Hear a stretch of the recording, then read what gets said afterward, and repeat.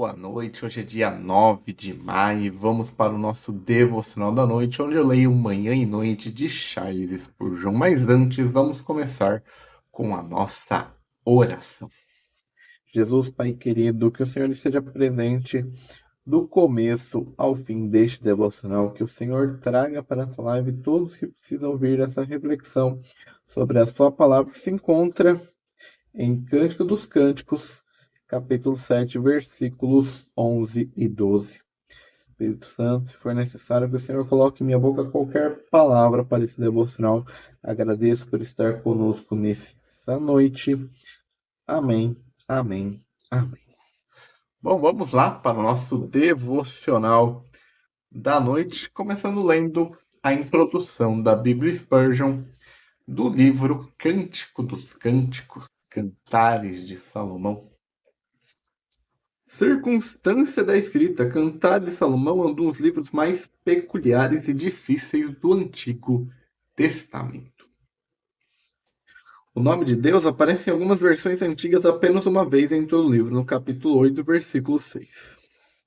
O livro não é mencionado no Novo Testamento. A descrição expressiva do amor entre um homem, Salomão, e uma mulher sulamita levantou muitos cientistas, especialmente os tempos modernos, a conclusões muito negativas.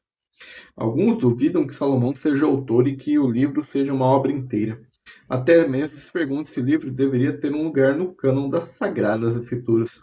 No entanto, essa questão nunca surgiu com os judeus. É verdade que a tradição do Talmud diz que Ezequias é o autor do livro, provavelmente porque durante sua época muitas tradições antigas do primeiro período de reis vieram a ser homenageadas, mas o lugar de Cantares de Salomão no cânon do Antigo Testamento sempre foi na terceira parte principal, que são os escritos do hebraico Ketubim.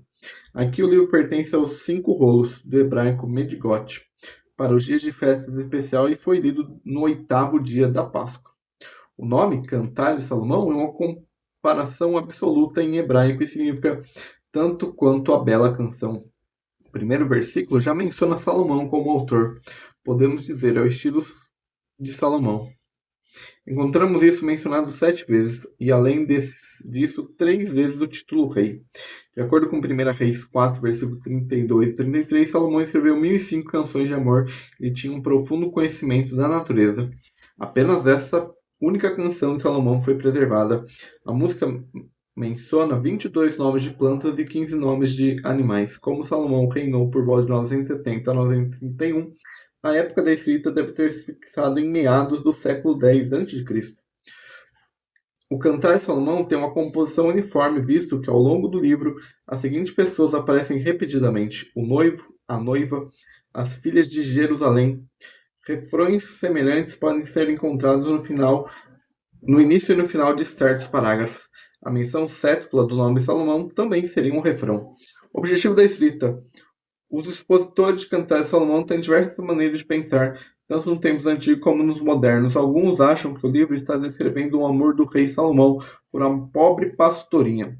Uma versão dessa opinião diz que a menina já foi prometida a um pastor e permaneceu fiel a ele, apesar da vontade do rei.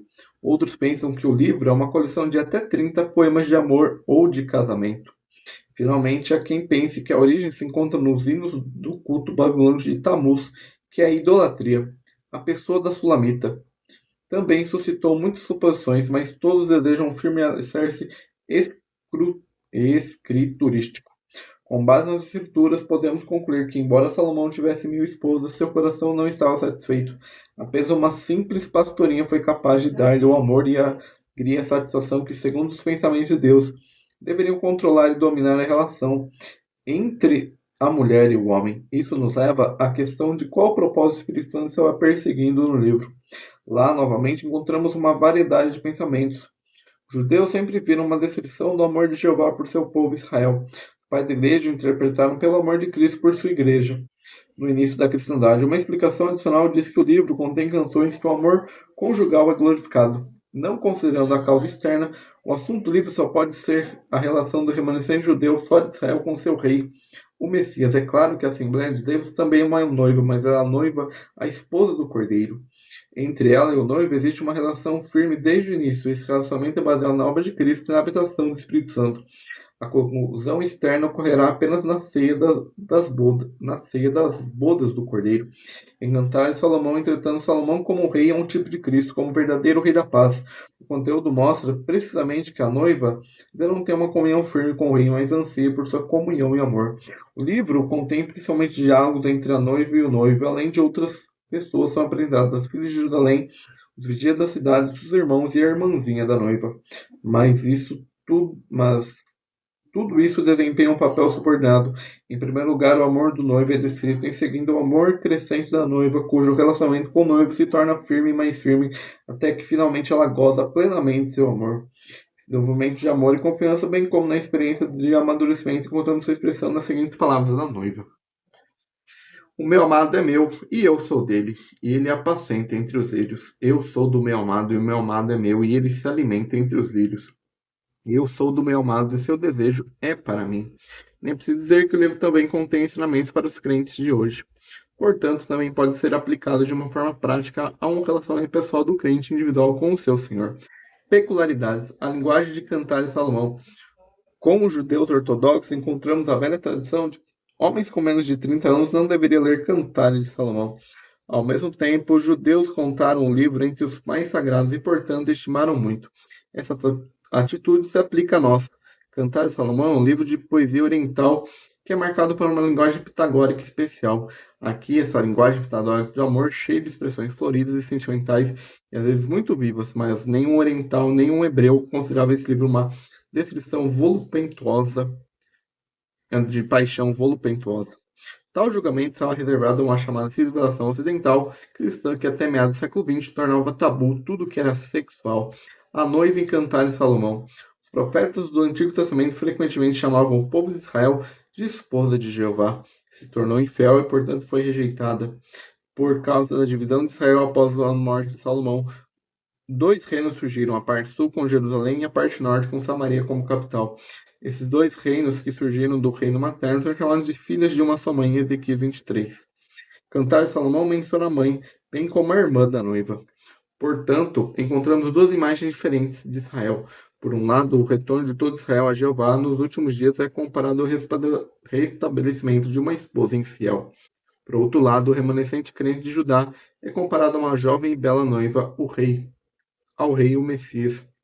No livro de Ruth, também a mãe Noemi é retratada como o povo infiel de Israel, enquanto a jovem Ruth, que é casada com Boaz, o ancestral do rei da paz, é comparada ao remanescente judeu crente. Agora isso significa que Cristo tem duas esposas, que o remanescente crente de seu povo terreno e a esposa celestial a Assembleia? Essa conclusão não se justifica pelas seguintes razões. Diferentes ilustrações sobre relacionamentos diversos em épocas totalmente diferentes sobre a lei no Antigo Testamento e sobre a graça no Novo Testamento são mencionados. O noivo no Antigo Testamento é Jeová, recheando em ser ungido o Messias, enquanto no Novo Testamento é o Cordeiro. Finalmente, a união do Messias e sua noiva terrestre acontece após seu aparecimento na Terra, enquanto o casamento do Cordeiro acontecerá mais cedo no céu. Visão geral do conteúdo, a gente vai ler sobre o capítulo 7. Que é... Cadê? Canção de Salomão. Capítulo 6, versículo 10 ao 13, capítulo 7, capítulo 8, do versículo 1 ao 4, testemunho de amor. Ministros, diáconos e anciões podem ser todos sábios, mas se a sagrada pomba partir e o espírito de contenda entrar, tudo estará acabado para nós. Irmãos, nosso sistema não funciona sem o Espírito de Deus. E fico feliz que não funcione, pois suas paralisações e quebras chamam nossa atenção para o fato de que sua ausência. Nosso sistema nunca teve a intenção de promover a glória de padres e pastores, mas foi planejado para educar cristãos viris que não tomarão sua fé em segunda mão. E esse é a introdução da Bíblia Spurgeon para o livro Cântico dos Cânticos, Cantares de Salomão. E agora vamos ler o nosso devocional da noite. Espera aí.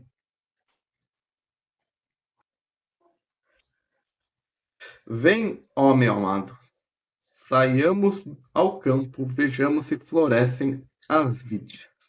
Cântico dos Cânticos, capítulo 7, versículo 11 e 12. A igreja estava prestes a se envolver num trabalho sério e desejava a companhia de seu Senhor. Ela não disse, eu vou, mas vamos. Quando Jesus está no nosso lado, O trabalho é abençoado. É o ofício do povo de Deus ser portador de suas vinhas.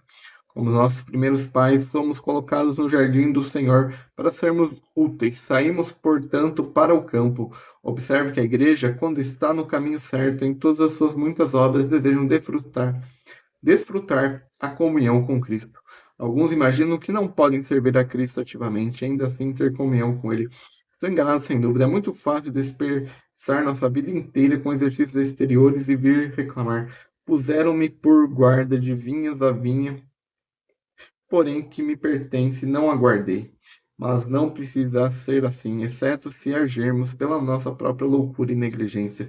Certo que um professor certo Certo é que um professo pode nada fazer e ainda assim ser tão sem vida nas coisas espirituais, quanto aqueles que mais ocupados. Maria não foi elogiada por estar sentada quieta, por estar sentada aos pés de Jesus.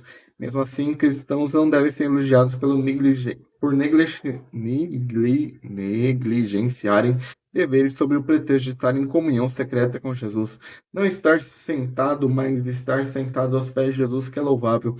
Não pense que o ativismo é um mal em si, é uma grande bênção e uma graça para nós. Paulo diz que a permissão para pregar era uma graça concedida a ele, e todas as formas de serviço cristão podem se transformar em bênção pessoal para aqueles que se envolvem nele. Aqueles que têm mais comunhão com Cristo não são reclusos ou eremitas, que têm muito tempo sobrando, mas trabalhadores incansáveis que estão labutando por Jesus e que seu trabalho tem o seu lado, de modo que seus trabalhadores juntamente com Deus. Vamos lembrar então que qualquer coisa que tenhamos que fazer por Jesus, podemos e fazemos em íntima comunhão com Ele. E esse é o nosso devocional da noite do dia 9 de maio.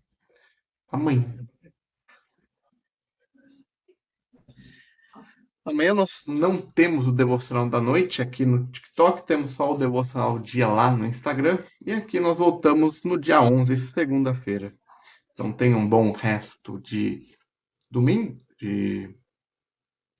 de sábado, um bom início um bom resto de sábado, um bom resto de final de semana e até o próximo.